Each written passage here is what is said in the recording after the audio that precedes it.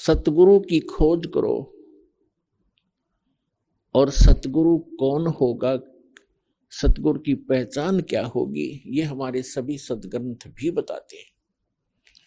सतगुरु की सबसे पहली पहचान बताई है कबीर परमात्मा जी ने अपनी प्यारी आत्मा धर्मदास जी को, कि जो संत मम सत शब्द दरढ़ावे, वा के संग सब राड बढ़ावे। ऐसी संत महंतन की करनी, और धर्मदास में तो से वर्णी।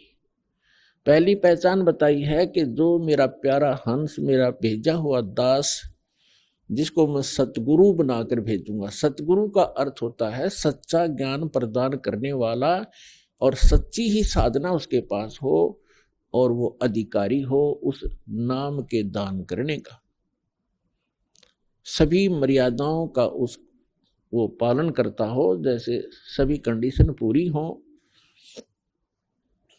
तो वो सतगुरु होता है। और वो हम मेरे सच्चे ज्ञान का जो प्रचार करता है, जैसे कबीर पंथ तो अनगिन है, कबीर पंथ के अंदर गुरु अनगिन है, और सभी प्रचार करते हैं, किसी का कोई विरोध विवाद नहीं है। हरिदास ने जिस दिन से सच्चा ज्ञान प्रारंभ किया है, उसी दिन से हर तरफ से विरोध प्रारंभ हो गया था, लेकिन परमात्मा साथ होता है तो विरोध लास्ट में व्यर्थ ही होता है उन लोगों का, और फिर उनको पछताने के अतिरिक्त कुछ भी हाथ नहीं लगता। तो ये तो पहली पहचान बताई है। फिर दूसरी बताई है कि सतगुरु के लक्षण कहूं मधुरे बैन विनोद, 4 वेद 6 शास्त्र वो कहे 18 बोध। सतगुरु का दूसरा लक्षण बताया है कि वो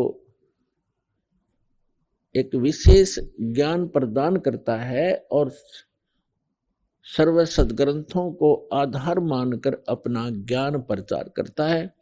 सभी सदग्रंथों का, सभी धर्मों के मूल ज्ञान का वो ज्ञाता होता है। फिर श्रीमद् भगवद गीता के अंदर चौथे अध्याय के 34वें श्लोक में और चौथे अध्याय के 32वें श्लोक में एक विशेष प्रमाण दिया है। गीता ज्ञानदाता ये ब्रह्म है, श्री ब्रह्मा, श्री विष्णु, श्री शिव जी के पूज्य पिताजी हैं ये, और इन तीनों की माता दुर्गा है।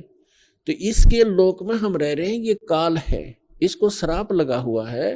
1 लाख मानव शरीरधारी प्राणियों के सूक्ष्म शरीर को, इसके 21वें ब्रह्मांड में एक तपस्शिला है जो एक बहुत गुप्त स्थान है। इसके अतिरिक्त यहाँ का प्राणी वहां कोई नहीं पहुंच सकता। ऐसे गुप्त स्थान पर इसने ये अपना जो है एक भोजनालय बना रखा है।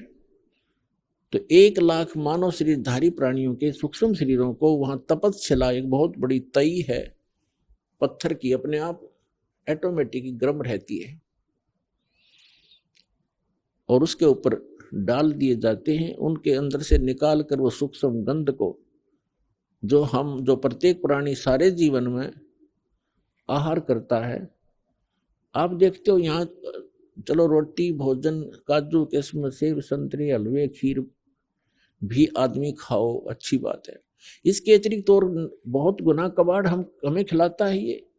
कोई सुल्फा पीता है, कोई भुक्की पीता है, कोई शराब पीता है, कोई तम्बाकू का आदी है, कोई पान खा रहा है, पेचर पेचर कर रहा है। ये कोई खाने की चीज है? मानो आहार है ये।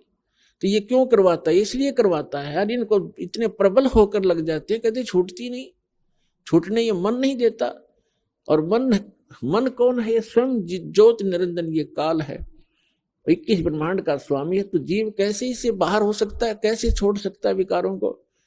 इस निरंजन का बाप मिले, इस निरंजन से भी शक्तिशाली समर्थ मिलेगा, तब ये मन हटने लगेगा, तब ये दूर भागेगा, तब ये प्राणी विकारों को छोड़ सकेगा। मन को परमात्मा ही रोक सकता है। तो वो परमात्मा समर्थ कबीर परमेश्वर है। तो ये जो सब कुबाड़ हमें खिलाता है, अपने लिए ये मसाला तैयार करता है आपके माध्यम से। फिर जिसने ज्यादा विकार कर रखे हैं,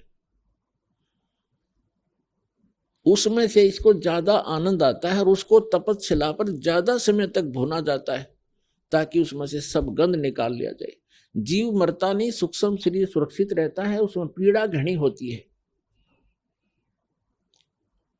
सूक्ष्म शरीर के अंदर इन सभी प्राणियों को, मानव शरीरधारी प्राणियों के 1 लाख मानव शरीरधारी प्राणियों को तपस्या के ऊपर ये उनको बुरी तरह तपाता है। और जैसे खील बुनते हैं, चटक पटक करते हैं, ऐसे करते हो प्राणी चटक पटक, और उनमें से सब गंध को निकाल के फिर उनको भेज देता है, उड़ा देता है।